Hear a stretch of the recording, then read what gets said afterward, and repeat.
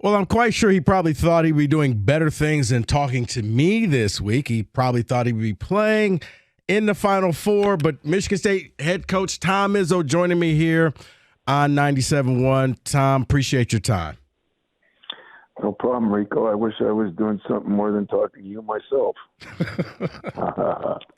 I kind of figured that. Tom, it's been a week now.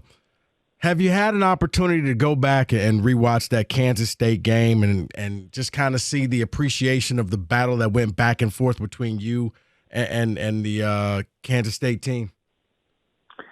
I have. I mean, listen, I was, I really believe this, and I still believe it. I thought Marquette was the toughest team we played, and I thought the Kansas State. I mean, give the little guy credit; he played his tail off, and we made some mistakes. They made some shots. I thought we played awfully well on one end. I didn't think we played quite as well on the defensive end. Got hurt on those back cuts, but part of it was him. But, it's hard to argue where we were, where we got beat. And then when you saw everything that happened, you just say to yourself, wow, we could have – our chances would have been – we probably would have been favored to get to the Final Four instead of an underdog like we were most of the way.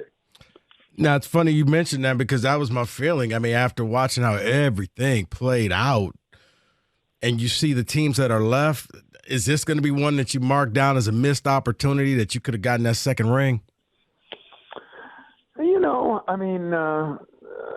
It is a strange deal, and I'm not saying we deserved or didn't deserve to go as far as we went because I told you if we got injuries, I talked to you the whole year, and I think how I felt about this team, and you've been with me long enough that I'm pretty honest about teams, but I did have a good feeling about them. But, yeah, it's a disappointment just because I tell our players all the time, you got to be good enough to get into the tournament, and then you've got to be really good enough to get through the first weekend. And if you get through that first weekend, every year something happens. Well, in our bracket, it happened the next game, not the one in the Sweet 16.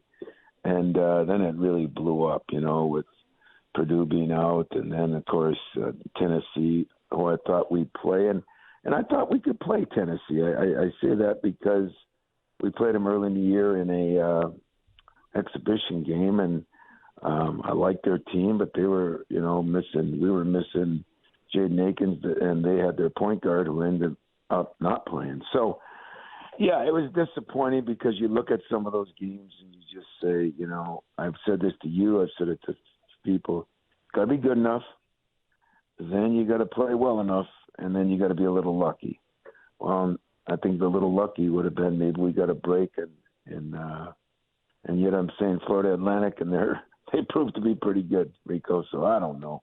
I just know that I was proud of my team in a lot of ways. I was disappointed in that defensive stretch when they got back doors, and yet when you're throwing in bank threes at the shot clock, or the guy that, really hurt us, was averaging 5 points a game. He went 4 for 5 from the three, and the next game he did almost nothing, and the next day he transferred. Right. So, it's just how crazy it is.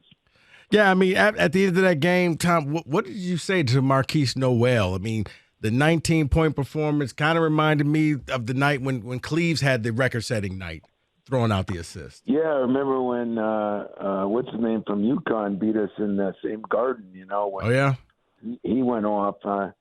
I told him, I said, hey, hell of a performance, I couldn't take nothing away from him. He's a very good player, and he played very well, and yet I thought we aided it to it a little bit, but he made some great plays, and they made some shots. Even the one late on the out-of-bounds play, if we don't tip that ball, we get the ball down one, they come out and hit a fall-away shot at the baseline.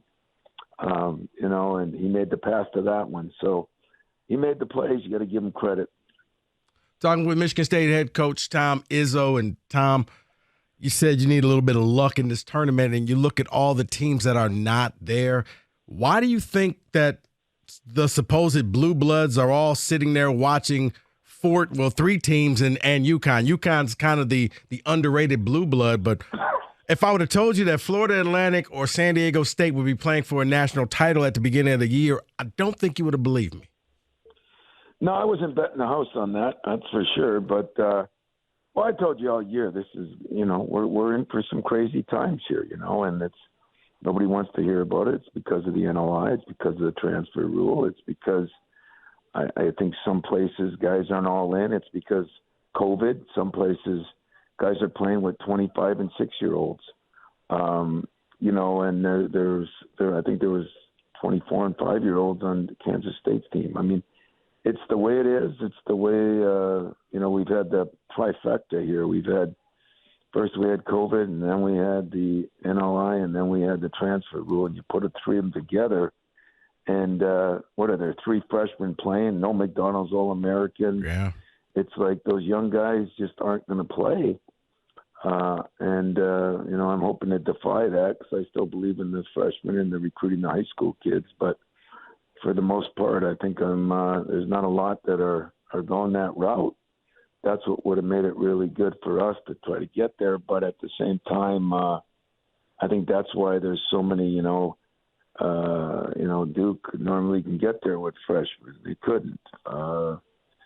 Kansas, though, had a veteran team. And Carolina, I think, who knows what happened there. But there was definitely some guys that, weren't on the same page this year. Is it because one got more money than the other? Who knows? You don't know all these things, but it's a crazy time right now in college. Well, it's funny that you mentioned athletics. That's funny that you mentioned that because I do want to know in the changing landscape of college basketball, COVID was something that everybody had to deal with. But when it comes down to the portal or NIL, which do you think affects college teams more? Well, the combination together are really. The portal. I'm sorry, the portal or NIL. Yeah, I think when you put the two together is the problem, because, you got guys, now we got agents in there that are shopping players, and players are moving around, and some it helps. You saw where you could say, well, Miami, I guess, got 2 kids out of the portal, and, we all know the story, and seems good. But I can tell you, a bunch of teams in our league that had 3-4 guys, and it hasn't worked out as good. So, it's like everything else. I still think there's going to be more tough times to it than bad or good, because there is something about playing together and developing a relationship. But all we hear about is the success stories. We don't hear about the ones that fail, just like going pro or anything else. Well, you talk about the portal, and I guess, I don't think you're a big fan of it. That's safe to say. What changed in your philosophy? Because, you used the portal when it first came out, and you went out and got Tyson Walker, and he's been a great part of your team. But now, why the change in philosophy? Well, I haven't changed. I'm still sure I'm going to take a kid out of the portal. So I haven't changed my philosophy. My philosophy about getting 7, 8 guys like some of these schools have done, I don't like it. I want to have a relationship-oriented program, not a transactionary program, and that's just me. I don't begrudge those that don't. I don't, that's up to them. But if I was a player, and we don't have many in the Big Ten, but in some leagues, they're getting 6, 7, 8 different players every year. And if you did go there, how would you feel? Who knows who's coming, who's going? I don't know. Maybe that's going to be the new way. If it is, God bless them. And that's maybe why some guys got out. But it's not that you're right. I've had one real transfer portal guy, and I'm very happy to have him. And yet his freshman year, or sophomore year, when he got here, he didn't have a great year. And now he's had a very good year last year, and because of COVID, could have another year. So that's different. Fifth-year guys are different than second-year guys or third-year guys. But no, don't think I'm not for what's going on in college athletics right now, because I don't think it's sustainable. But I do not. I don't begrudge anybody that does it, and I'm sure the day is going to come when If you lose 3 or 4 guys to the portal for whatever reasons they choose, then you got to go get some people. And it's hard to, the way this thing has been done, and the NCAA has screwed it up totally. It's hard to get people. It's hard to get freshmen this late in time. Most of them, are gone. And so if you lose people, you've got a job now to rekindle. Like getting one guy and getting a guy from a smaller program seems to be it's helped some teams, but getting 5 or 6 guys like a lot of them are doing, no, I don't hope to do that, to be honest with you. Well, Tom, maybe especially when you're dealing with people in the portal, because it's kind of like a race against the clock. It is free agency. Oh, for sure. How do you know? Free agency on steroids. Yeah, I mean, it really is. How do you know if a kid can handle you and the pressures of being Michigan State? Like, what is it about them that you're like, you know what? I think that this kid would fit in, or yeah, this guy won't make it here. You try to do your due diligence, but you just said it. I mean, who's kidding who? I mean, sometimes they got days to pick, and sometimes you got days to pick. And that's the biggest complaint I've heard. It all happens so quick. It is like free agency and pros where, it opens at midnight and by the next morning, And the thing about college now, since there are no rules, if you ask me, players are getting called all year long. I mean, you hear the stories, they're all true. And so I think in that respect, if you're fishing in those ponds, maybe you know more about them. But I'm not fishing in those ponds, so I don't know how that works. Talking with Tom Izzo, Michigan State men's basketball coach. And Tom, I talked to you after you guys had beat Marquette, and at the time we didn't know if Indiana was going to be playing, but I was like, you may be the only Big Ten team in the Sweet 16. Mm-hmm. I guess, does the Big Ten need to change things around, or was this just an anomaly for the conference this year? Well, I think the bigger problem is why have no Big Ten teams won a national championship since we did. I think that's the bigger. I mean, we've had a lot of teams in it. I think 3 or 4 times that we've been in it, we've had 2 teams in it. So it's not like we usually aren't getting there. But I do think, like, I look at this year and I say, well, Purdue, I mean, that was an anomaly. But most of our teams were 7, 8, and 9 seeds because we beat the hell out of each other all year long. And I think that has to be looked at. Because if you're 7, 8, or 9, you're playing a 1 or 2. And that's hard to get out of that first weekend. So compared to if you're a 6 seed, a 5 seed, a 4 seed, whatever. So, it's, I sure as hell don't think it's because the Big Ten's not good enough. I mean, we had teams, Michigan didn't make it. They were really good. Wisconsin didn't make it. They were really good. And we had 8 or 9 that did make it. So, I don't think it's because the conference isn't good enough. I just think, and I don't think it's style of play and all the crap you hear. I think this year it's a case where there were so many teams that were 11 and 9 or 12 and 8 or whatever, and we all ended up 7, 8, and 9 seeds, and that makes it a tougher path.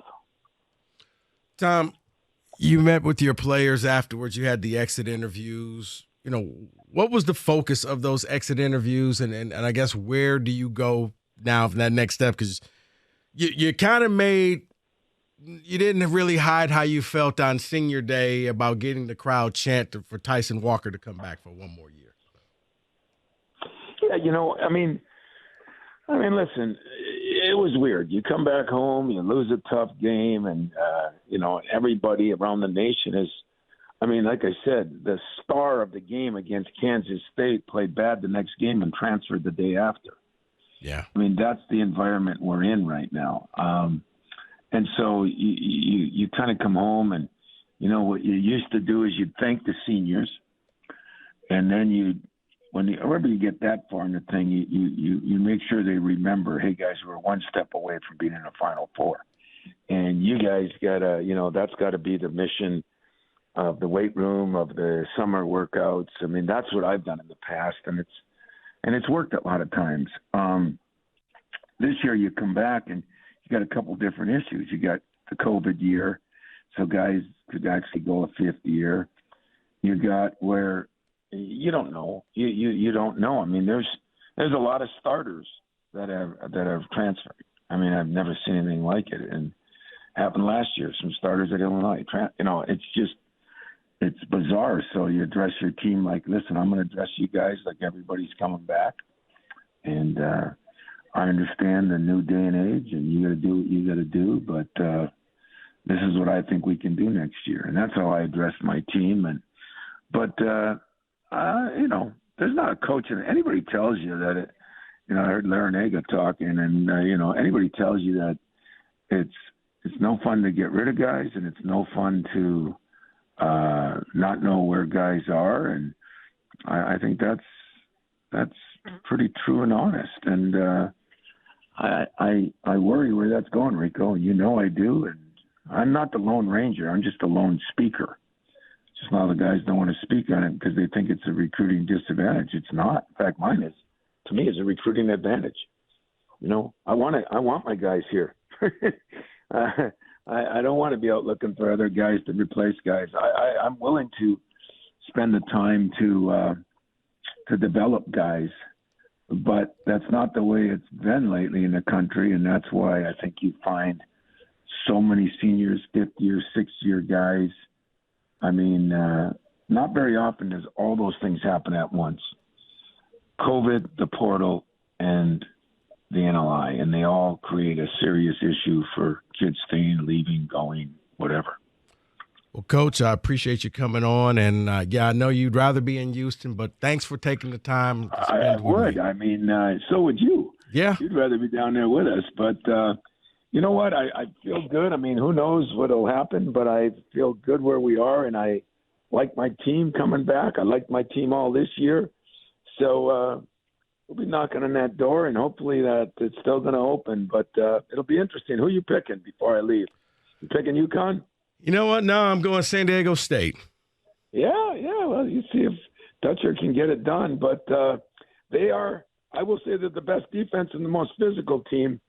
I just think, and who knows about Miami? Who knows about Florida Atlantic? But I played against UConn last year. I loved their team. I think they got size. I think they got guard play. I think they got a good coach. I think they defend. I think they got some toughness. I think they got the most of the credentials you need to win a championship. So it'll be interesting. We'll bet a burger on that, me and you, and that's the way we'll do it. Is that fair? That's fair. I'll be clicking that burger this summer, Coach. Take care, man. I appreciate it. Bye-bye. Tom Izzo, Michigan State Hall of Fame head coach, kind enough to join us here on the Valenti Show with Rico.